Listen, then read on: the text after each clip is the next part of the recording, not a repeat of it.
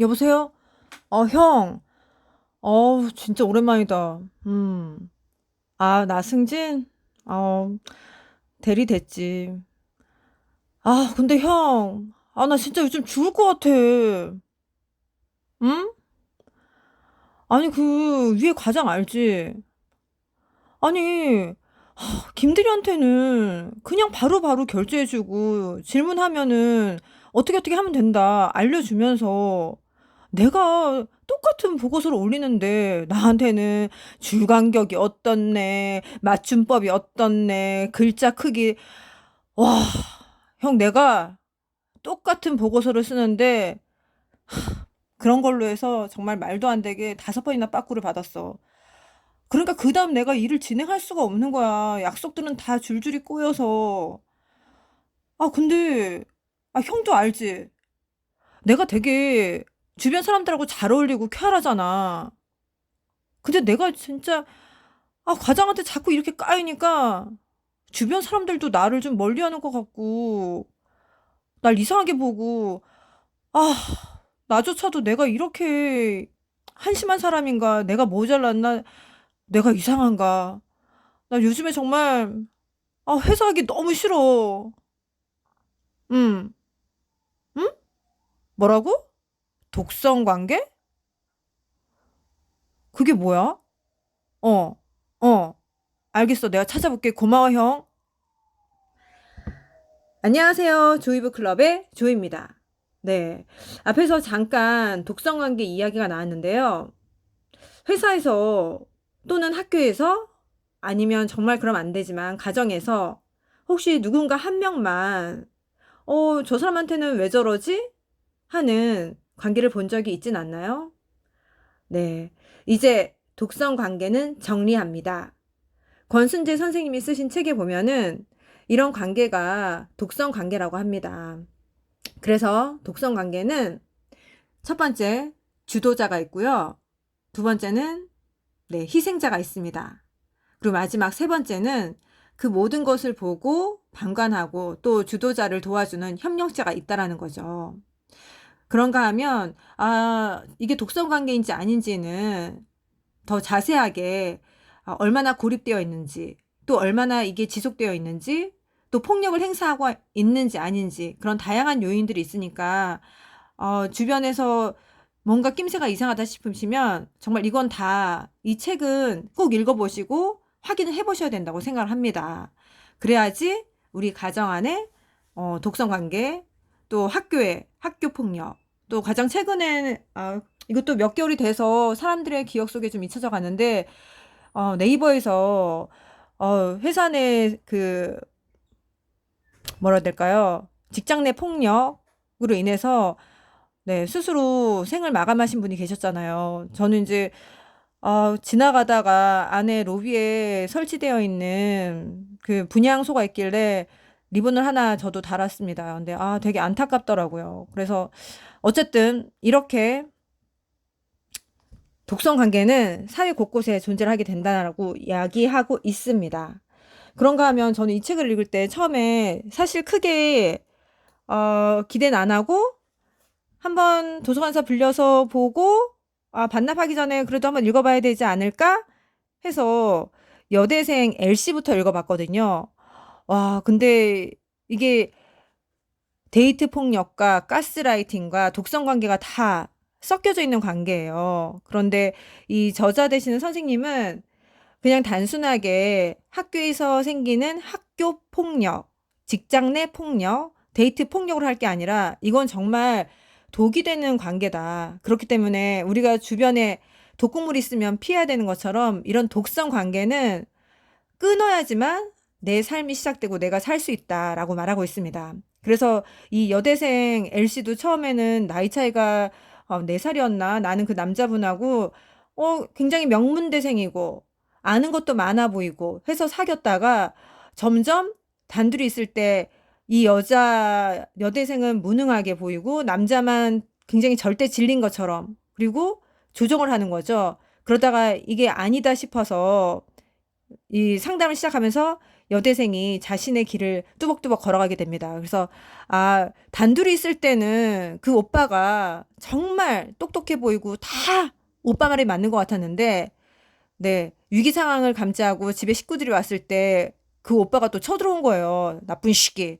네, 욕을 해서 죄송하지만 어쨌든 그래서 오빠랑 아빠가 이래저래 따지고 하니까 그때 그렇게 본인이 잘나고 본인의 주장만 명확하고 맞는 것처럼 보였던 그 사람의 논지가 정말 하나도 맞지 않고 쓸데없는, 네, 주장이었다라는 게 모든 사람들 앞에서 밝혀졌다라는 거죠. 그래서 네, 정말 이 관계에 있어서 고립성, 너 다른 사람하고 절대 교류하지 마. 이거는 정말 독이다. 그 생각을 한 번 더 했고요. 그래서 이 스토리가 너무 쇼킹해서 그 뒤에 있던 며느리 P씨. 네, 이것도 우리 드라마에 많이 나오는 독성 관계죠. 네. 며느리 둘이 있는데 한 명은 매주 가서 인사드리고 청소하고 빨래하고 요리하고, 근데 다른 며느리는 뭐 명절 때나 오고 그래도 이뻐라 하고. 그래서 며느리는 네, 본인이 승진하고 싶은 거 있어도 계속 승진 안 하고 못 하고 있다가 나중에는 너만 참으면 되는데 너가 분란이다. 아버님이 암 걸렸는데 이거 너 때문이다. 네가 돌보면 된다. 네가 왜 안 하냐. 그래서 아니 이거는 다 같이 해야 되는 거지. 이게 누구 혼자만 희생해야 되는 게 아니잖아요. 네. 어쨌든 거기에도 보면은 주도자, 시어머니, 희생자, 며느리, 또 그걸 협력하는 남편과 시아버지, 또 다른 며느리가 있다라는 거죠. 네. 이처럼 주도자는 소수에게만 네, 괴롭힘을 줍니다. 그러니 다른 사람들이 봤을 때 또 그 말 한마디 한마디가 희생자에게는 얼마나 큰 상처가 될까요? 네, 그래서 때때로 우리 건강한 사람들은 무슨 일이 생기면 자기 자신 한번 돌아보잖아요. 특히나 이 희생자들이 이런 게 많아서 내가 좀 더 잘했다면, 내가 이렇게 해서 그런 건 아닐까? 자꾸 자기 내면 안으로 들어간다는 거죠.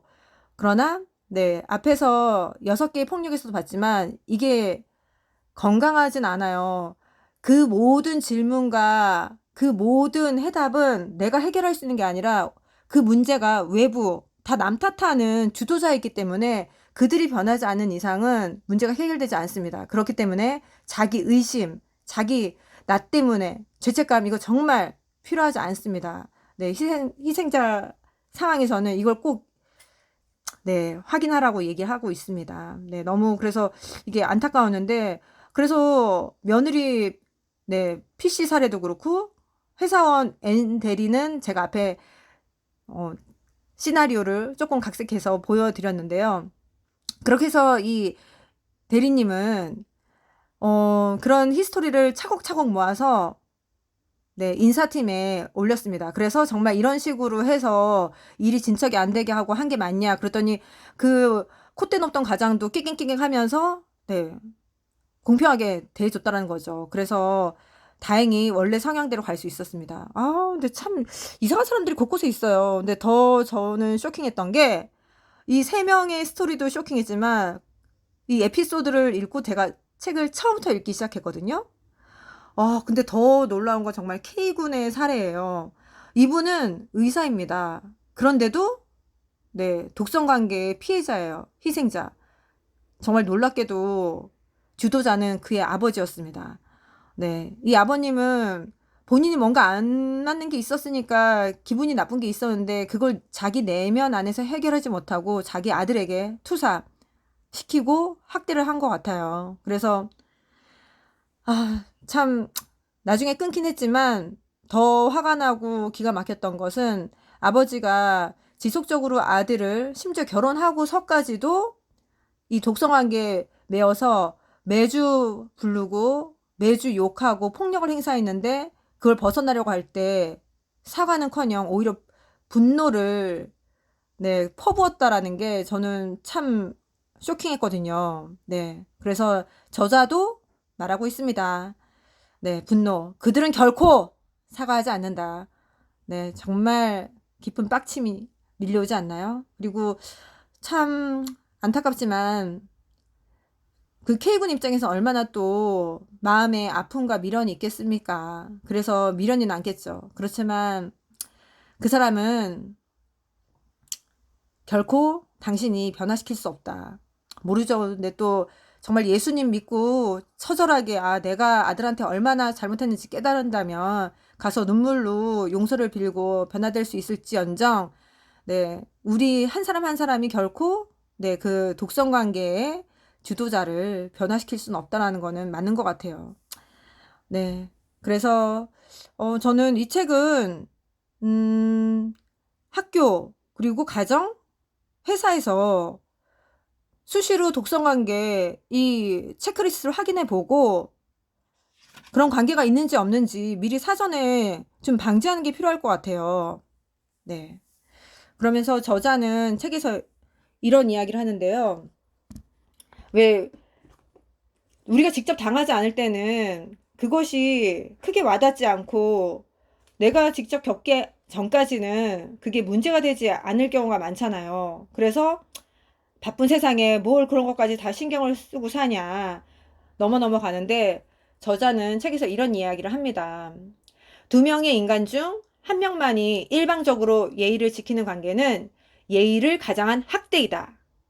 한 집단에서 한 명만 일방적으로 이득과 편안함을 보는 것은 전통을 가장한 갈취이다.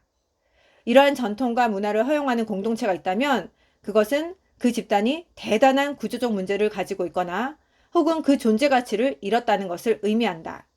당신은 행복하기 위해 태어났고 당신 자신만이 가치를 달성하기 위해 존재한다. 당신은 도구가 아니다. 당신의 행복은 공동체가 존재하는 목적 그 자체이다. 가치를 잃은 전통과 공동체에 대한 죄책감을 벗어 던져라. 네. 그래서 나만 하면 될 것 같은데 사실은 성경에 보면은 예수님도 서로 사랑하라라고 되어 있습니다. 너만 사랑하라라고 하지 않았어요. 그리고 서로 섬겨라 되어 있습니다. 너만 섬겨라 되어 있지 않아요. 네. 그래서 이거는 좀 뱀처럼 지혜롭고 비둘기처럼 순결하게 분별해서 하는 것이 필요할 것 같습니다. 그래서 누군가가 선을 넘을 때 그런 질문을 하래요. 잠깐 지금 하신 말씀 무슨 뜻으로 지금 하신 거죠? 내지는 지금 나한테 한 말, 그 행동 똑같이 다른 사람이 있는 데서도 할 수 있나요? 질문을 던져보라고 합니다. 네. 우울한 게 아니라 화가 났을 뿐에서도 보면은 분노가 꼭 나쁜 건 아니다. 앙그리프, 독일어로 착수하다라는 뜻인데, 분노, 누군가가 나에게 선을 넘었다? 그러면 삐뽀 도둑이 쳐들어왔어. 그걸 알려주는 알람이 분노이기 때문에 우리는 살아가면서 이게 독성 관계의 시작인지 아닌지, 선을 넘는 것인지 아닌지 한 번쯤 돌아보고 건강하게 관계를 유지하는 것이 필요할 것 같습니다. 네. 지금까지 이제 독성 관계는 정리합니다를 살펴보았는데요. 책이 궁금할 땐 클럽으로 오세요. 조이북 클럽.